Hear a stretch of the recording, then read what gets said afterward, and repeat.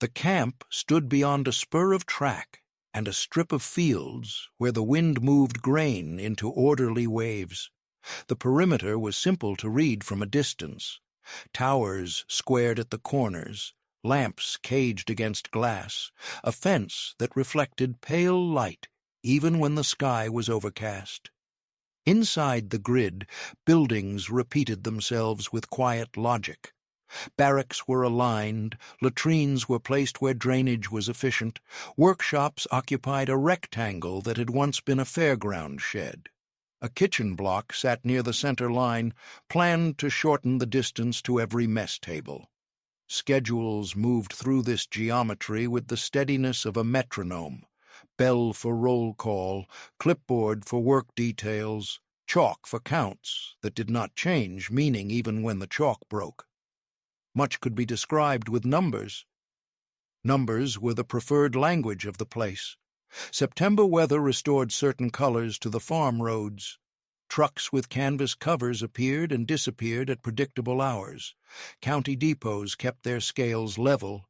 Lists in office drawers marked ceilings and substitutions, and the stubborn fact that every week had only so much of everything to distribute. The camp's requests traveled on those same roads with no ceremonial escort and no claim to priority. They arrived as crates, tins, and sacks, marked by pencil, checked by pencil, entered by pencil, again on a form where a small box waited for a small signature. The signature meant only that the crates had changed hands. It could not predict what would happen to their contents. The kitchen possessed a patient order of its own. Worktops were heavy enough to resist rocking. Knives matched no catalog but held an edge through habit. Thermometers nodded in tiny increments that cooks learned to trust, even when the glass had clouded a little. The sink had the depth of an industrial trough and wore a permanent gray that no amount of scrubbing would remove. Racks accepted pans with the mild complaint of metal against metal. A shelf near the service door kept cards that translated flavor into proportion, proportion into method, method into repeatability. The cards were more resilient than memory and less capricious than taste. They promised that effort would yield something consistent. The season decided many things that no person had authority to decide. Fruit moved through the region because orchards demanded to be harvested. The camp, which had little say in such matters, adapted by aligning its kitchen to the market's pulse. The plan that took form in that building did not involve a speech or a notice on a bulletin board. It involved heat, timing, and a rational belief that warmth and sweetness, managed without extravagance, could lower the static hum that sometimes lived in a room even when no one spoke. Preparation began with washing that grew automatic after the third crate. Apples collided softly in water and rose with a dull shine. Peels lifted in long spirals and slipped into a tin that would later travel to a farm gate. Cores accumulated in a second tin, seeds ticking against the metal when the container was nudged with a knee. Slices browned at their edges before they were corrected by acid. Sugar dusted the pile like a weather front moving across a topography of arcs. Thickener followed in a measured way because speech was unnecessary where measured movement already communicated intent. Spice arrived last, folded through to avoid the fault line of a single heavy line of powder. Dough behaved on its own schedule and was treated accordingly. The first sheet settled with enough overhang to be useful later. The second sheet rested under cloth so the surface would not dry while the filling organized itself in the pan. The room carried the noises that always arrive when work is honest, the click of pan corners finding their rack, the small thud when flour falls from a palm, the interval between the scrape of a bench knife and the brush that clears the residue into a drawer that smells faintly of starch. The ovens accepted their burden without comment. Doors swung inward. Metal complained and then forgot to complain. Thermometers read upward in short climbs and shallow plateaus. Smell traveled ahead of utility. It passed the open office where requisitions were stored in a green folder and continued along the corridor where boots left a dark line when it rained. It did not care for language or rank. It did not ask permission before it entered the mess hall and reached faces that had the uniform lack of expression that happens when people have taught themselves to prefer neutrality. A taste can move faster than thought and slower than doubt. It arrived where it wished. Service was a geometry practiced until it felt natural. Trays approached, paused, and left. The new item took its turn between the usual items, indistinguishable to the eye of someone who never ate it, easily distinguished by anyone who had closed a door on an oven and waited for a crust to tell the truth about temperature. Slices held together because the bottom sheet had been handling its load for the exact right number of minutes. When the first wedge separated, juice shone along the cut, then drew back as if remembering itself. The motion was small and final. It assured the hand holding the knife that the structure would not fail under the ladle. The room's sound lowered in an incremental way. Metal touched enamel more carefully. Bites became smaller not because of shortage, but because of attention. A few shoulders set themselves differently, as if a line had been moved a little farther away from the person standing in it. No instruction had predicted this. No instruction needed to respond. The event described itself without adjectives. A temperature carried on a sweet and spiced vapor met a layer of memory underneath fatigue and recrimination.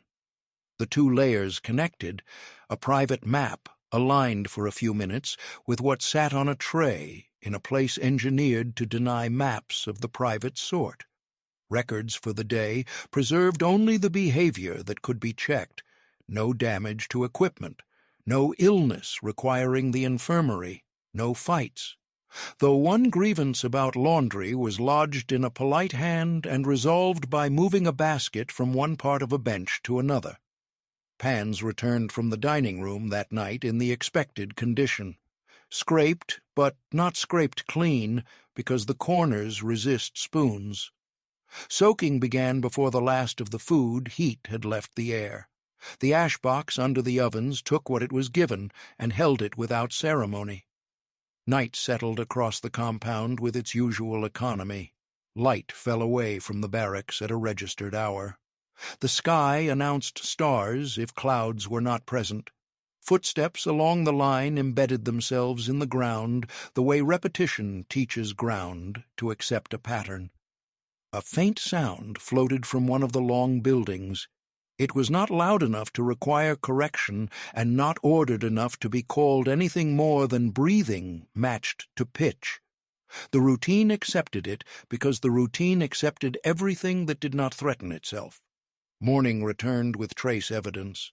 Spoons stacked with more precision than on other days. Trays slid less abruptly. Work details left the yard in columns whose edges kept neater than usual without anyone commenting.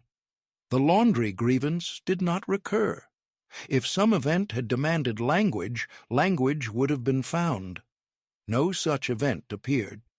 The kitchen noted in its own codes that timing and method had yielded a product that behaved predictably. Predictability was the camp's idea of a gift. The next time fruit came cheap enough to justify a repeat, the same procedure was followed. The second time was not the first time and could not be. It nevertheless had enough of the first in it to re-establish something that had been built the week before. The same was true a third time. Repetition put the matter into a category that is durable in bureaucracies. A practice, not a gesture. A practice leaves less mark on the day's reports than a gesture. Its marks are easier to overlook because they are quiet. Quiet is frequently mistaken for absence. Paperwork was honest in its narrow way. It preserved weights and quantities, cooking times, the number of pans per rack, the desirable rest before service to limit collapse under the knife. It preserved a brief notation that the crust must not be weakened by miserliness, a managerial insistence disguised as culinary advice. It preserved the satisfaction of a method properly executed, without praise, because praise is a poor tool for survival. Paper did not preserve any moment that exceeded a ledger's sense of truth and utility. The absence of such moments in the record did not prevent them from having existed. Memories grew alongside records. One memory drew a line from a harbor district to a military dining room and did so without calling attention to itself. The market stalls of childhood used heat and sugar as a business plan. They sent sweet air into lanes crowded by crates, bicycles, and the coarser tons of ships. The smell of a pastry bought with a coin and eaten too quickly once came to mean not fullness, but nearness to home.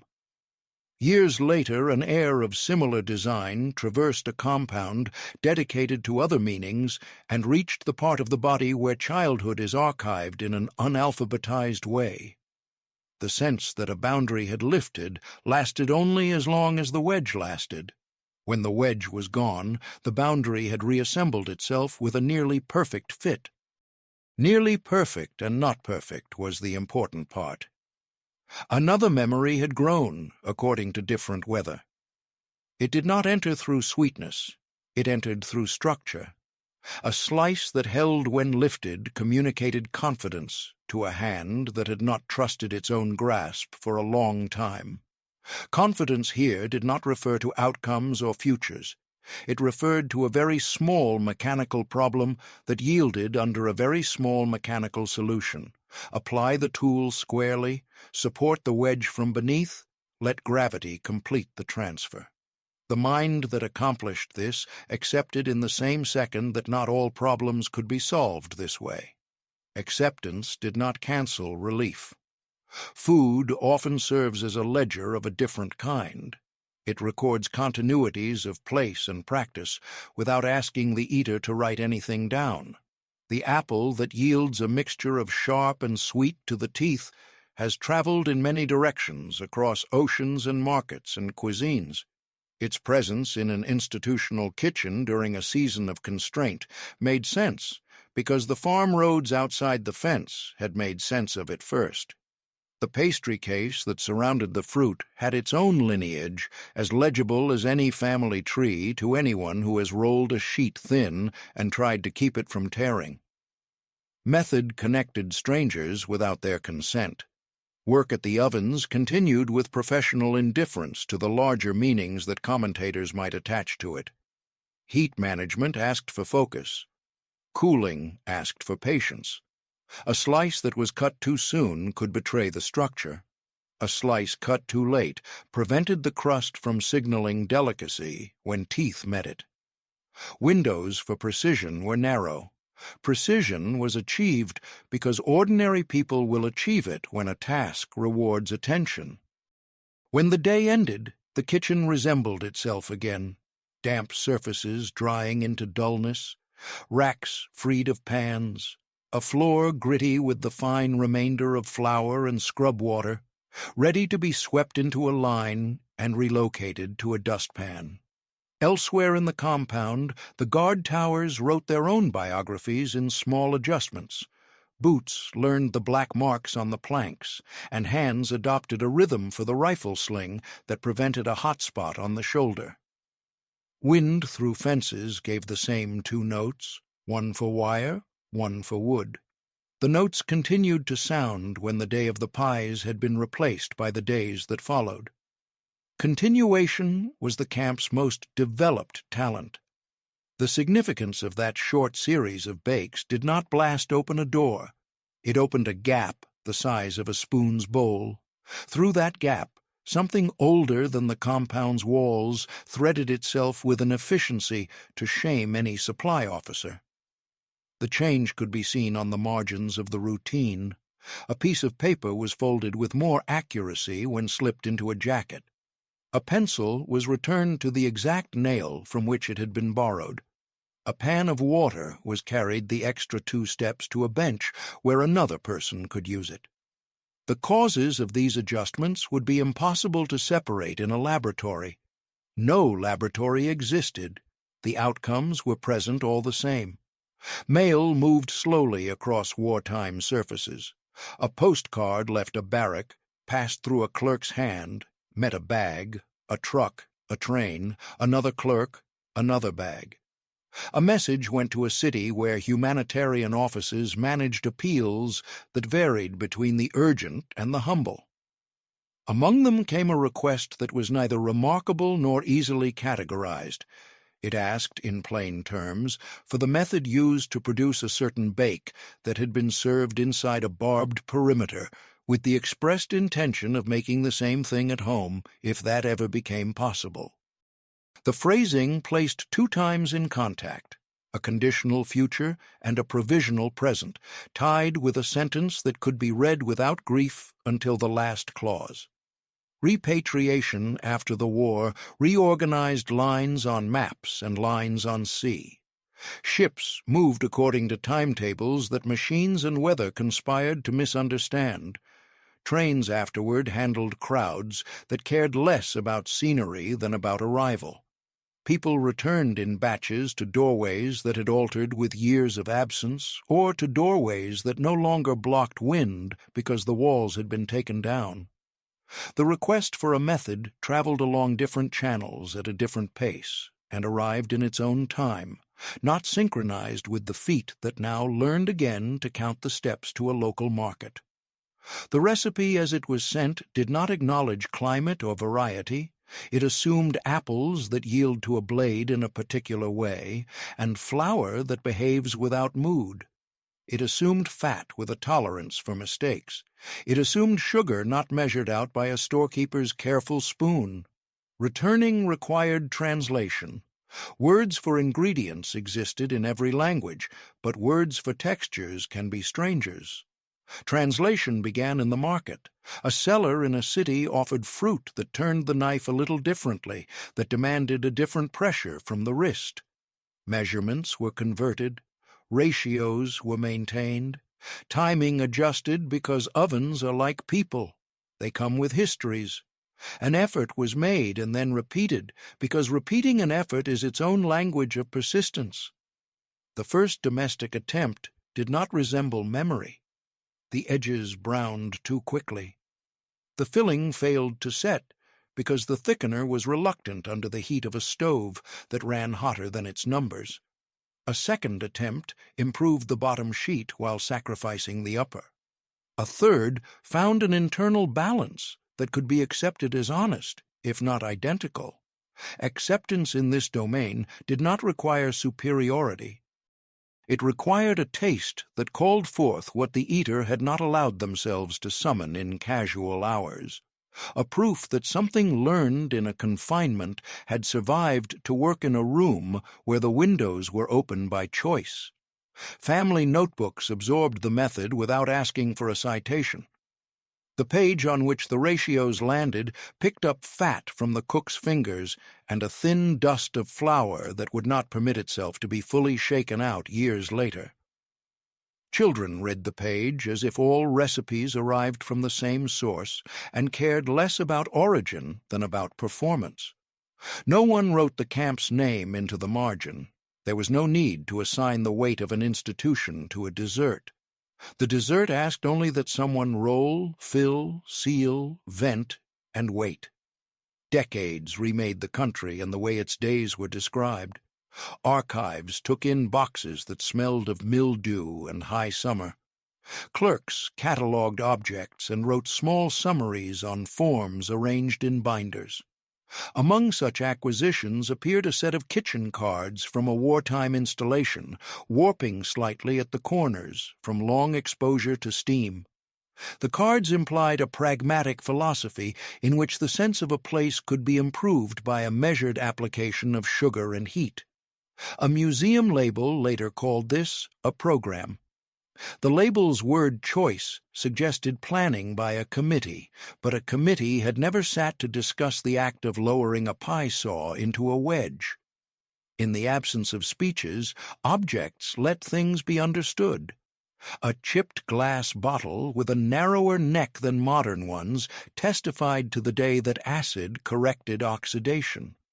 A metal scoop, scarred at its lip, testified to kilograms moved in a room where eyes watered when ovens were opened. A roll of string remembered tying bags that wanted to spill the very moment someone looked away. The cumulative argument of these objects contradicted nothing and did not demand a conclusion. They offered evidence enough to support anyone who wished to say that lives can be simplified to materials and movement without being reduced to insignificance. Accounts of war tend to prefer the size of armies. Accounts of living prefer the size of rooms. The camp belonged to the first category in official terms and to the second in terms that matter at mealtimes. A person sitting on a bench with a plate requires only so much surface, only so much light, and a manageable temperature to decide that the next minute can be managed too. The pies behaved as agents of such decisions. For the length of time it takes a human to eat carefully, when care is not ordered but chosen. A single day's practice did not reform policy. It did not forgive injury. It did not dissolve the necessary machinery that kept a fence sturdy and a tower manned. What it did was insert an exception with such courtesy that the rule felt no threat. The exception did not venture a claim beyond its competence.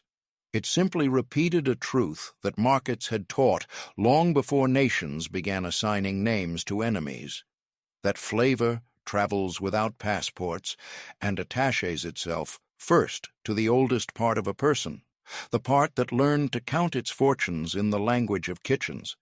Years later, a historian tracing supply routes across the interior found a footnote that mentioned a seasonal purchase and a trial bake that had been deemed successful. The footnote did not capture humidity or the way a hand paused above a plate. It could not. Another document, written by someone who had no reason to cultivate eloquence, referred to a night's rest as attainable in a way it had not been attainable before. Between these two references stretched a distance that can be crossed only by narrative. The narrative attempted here adopts the camp's tone, precise where numbers exist, descriptive where objects suffice, reserved when feelings threaten to distort the record, and willing to extend an unprovable courtesy at the moment when a face meets a flavor that memory recognizes before the mind agrees to admit recognition. In homes that later owned none of the camp's severity, the method persisted. The dough was formed on tables scored by other meals. The knife that vented the top sheet had carved other things before the war and would carve other things after it. The oven produced a heat that the person at the oven could decide to trust because the stakes had changed, not because heat had changed.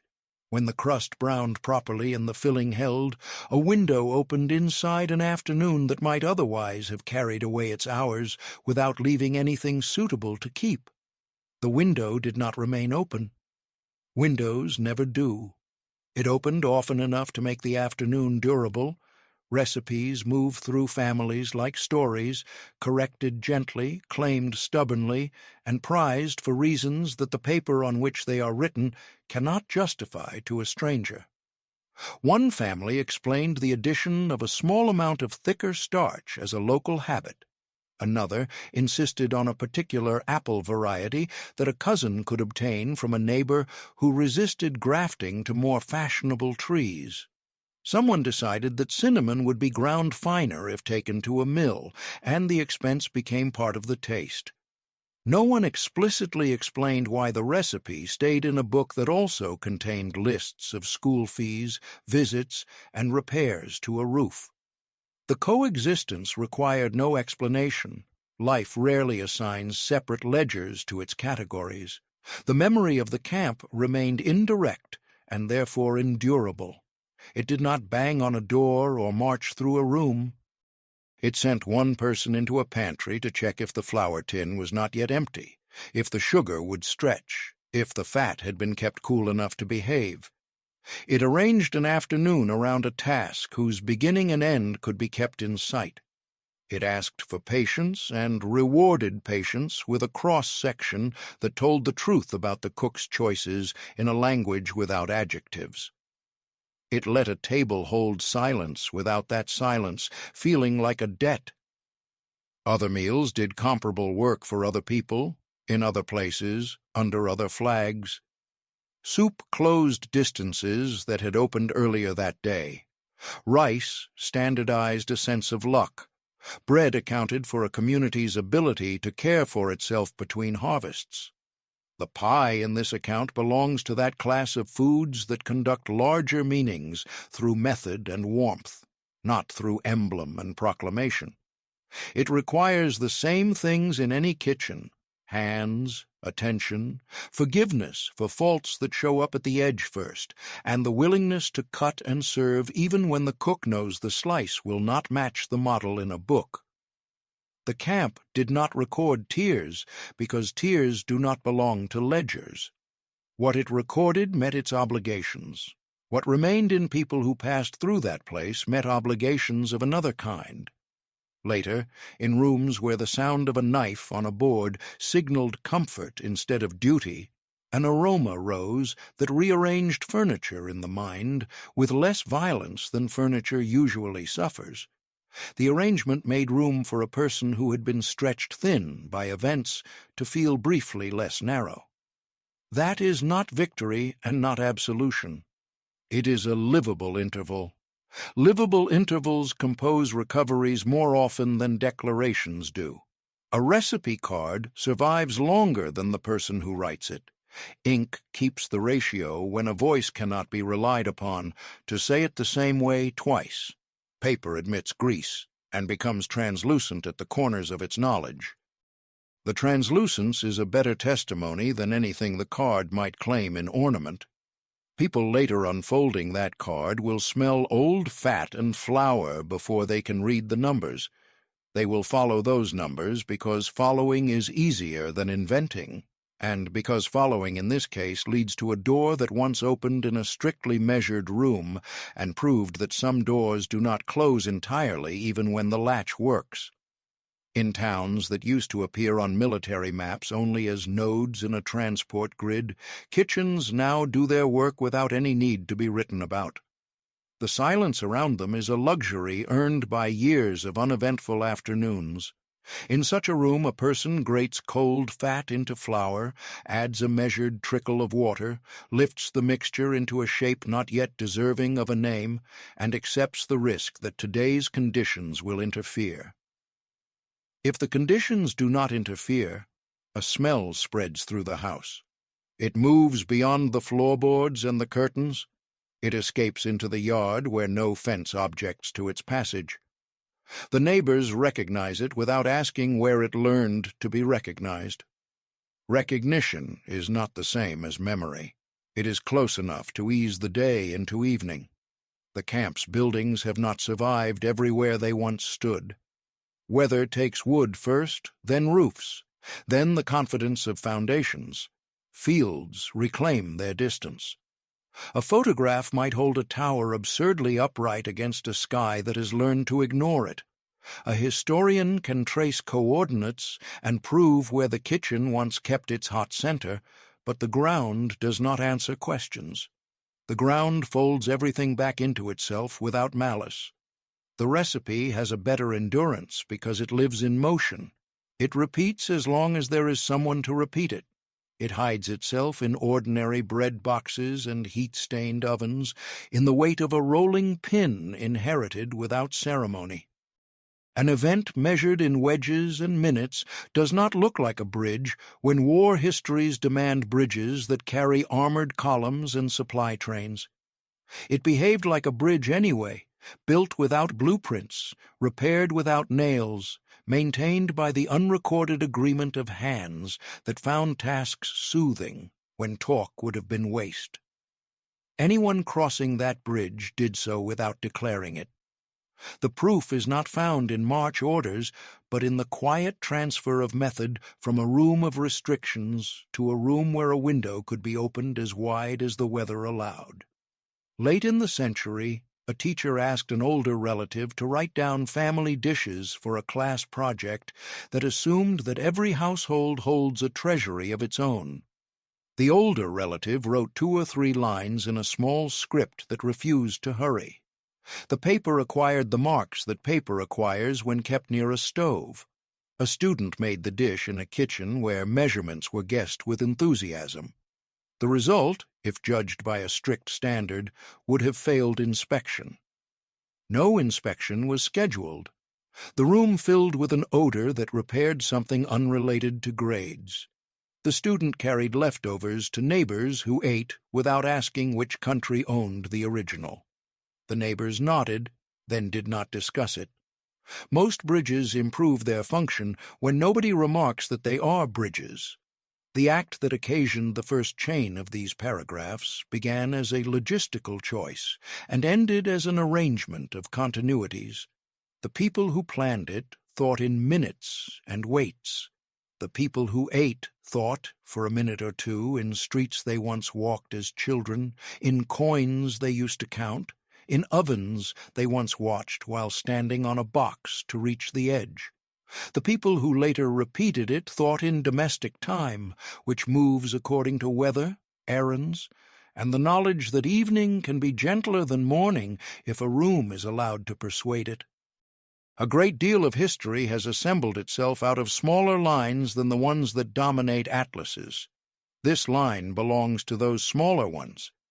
It holds fast where it is anchored, in the method of a crust that is not deprived of its strength, in the balance of fruit and sugar, in the small vents that prevent rupture, in the interval of waiting that no one can shorten without paying for the mistake, and in the transfer of a slice from pan to plate that, when performed with care, makes room for a person to remain a person within the hour that contains the act.